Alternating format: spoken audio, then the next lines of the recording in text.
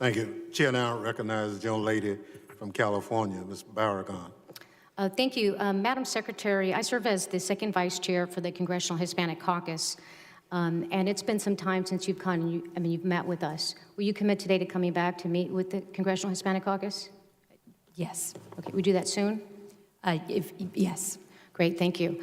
Madam Secretary, we know that ex-FBI Director James Comey took contemporaneous memos on his meeting with Trump and his interactions.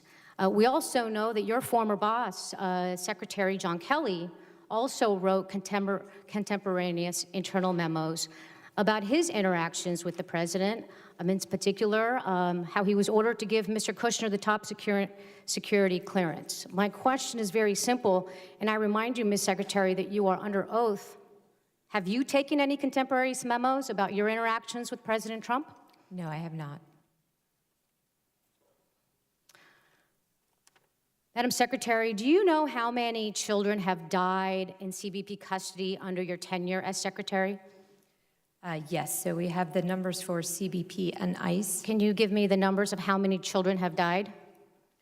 Yes, I can. If you'll give me 1 second, I just don't want to misspeak. But this last year we had, or so far this year, we've had 3, as you know, in CBP custody. So far, Madam Secretary, are you expecting more children to die? No, ma'am, I just want to be accurate with Okay. the time. To be clear, any death is a tragedy. Any death should be prevented. And part of what I've asked this body to do is change the laws so that we have a better chance. Do you know the names of the children that have died? One was a stillborn death, but the other 2 were Felipe and Jacqueline. Have you spoken to their families at all, Madam Secretary?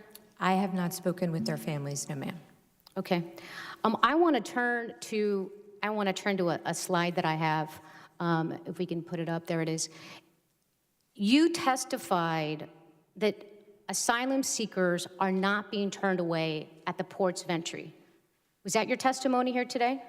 They are not turned away. They are brought in. I'm not sure if you're talking about the Migrant Protection Protocol, but in that case, any asylum seeker who comes to a port of entry, you basically have just said, their claim. Okay, well, let me tell you, Madam Secretary, either you're lying to this committee or you don't know what's happening at the border. And I have been there firsthand, and I have seen it twice. More recently, it just happened on Saturday when I happened to be crossing the border with my mother. And I heard a gentleman say, I'm from Honduras, I want to apply for asylum. He was already at the turnstile at the Ped West entry. And the agent said, sir, unless you have a visa, you need to leave, you need to go away. They didn't say what you just said people do. They didn't say, here is where you go get on a list. They didn't say, here is the information where you go get access to counsel. As a matter of fact, I pulled out my phone, I started to record, and you know what? I was asked to stop recording. Why? Because they don't want the American people knowing what is happening at that southern border. And Madam Secretary, I don't know if you know what's happening, or if this is happening without you knowing, but it's totally unacceptable. And as a member of this committee, you're darn right I'm going to hold you accountable for knowing what's happening at the bottom. Do you know that 2 members of Congress had to sleep overnight and spend 14 hours in the cold on the concrete at the Otay Mesa port of entry so that Maria, the woman who was tear gassed at the port of entry, would be allowed to present herself because she was on U.S. soil, and legally that's what asylum allows? Did you know that? Ma'am, what I know is I would ask you... Yes or no? Did you know that 2 members of Congress had to do that? I know that we have a process. Okay, you obviously don't know. But see, this is what I'm saying. You don't know these things. 2 members of Congress. Does it take 2 members of Congress to be there to witness somebody presenting themselves for asylum at the port of entry? That's not what the law says. Are you familiar with the asylum laws, Madam Secretary? Yes. Where in the asylum law does it say that when you present yourself at a port of entry, and by the way, when you're on U.S. soil, that you could be sent by an agent to another port of entry? Is it anywhere in the asylum law? What we're trying to do is process... It's not in there. I know, just it's a yes or no. It's not in there. Because what you all are doing is not within the confines of the law. You talk about a list. Under what authority is there in U.S. law that a list could be started to have people wait in Mexico? Do you have that authority? Yes, ma'am. What is under that, what authority? The authority is to do all that we can to protect the migrants coming here. So as I Okay, well, that's not what the asylum law says. the asylum law says. And I would that they ask, have can you produce every single list at the port of entry that's under U.S.? We do not have the list, to be clear. The list is in Mexico. So you have the authority to do a list, but you don't have access to a list?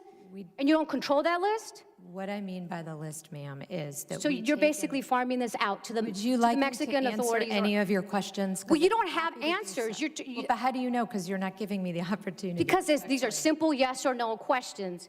It's authority is, hey, there's this law, this is what it's under, and you haven't done that. The very last thing I just want to say, because my time is up, is you said that you waited to give direction on how to implement the zero tolerance policy because you wanted to do it with compassion. Do you know how outrageous that sounds? You wanted to separate children and families, and you wanted to do it with compassion. So in the meantime, you didn't do anything at all, and you let kids be separated without tracking them. Do you know how outrageous that is, Madam Secretary? You have no feeling, no compassion, no empathy here. Gentlelady's time has expired. I yield back. Thank you.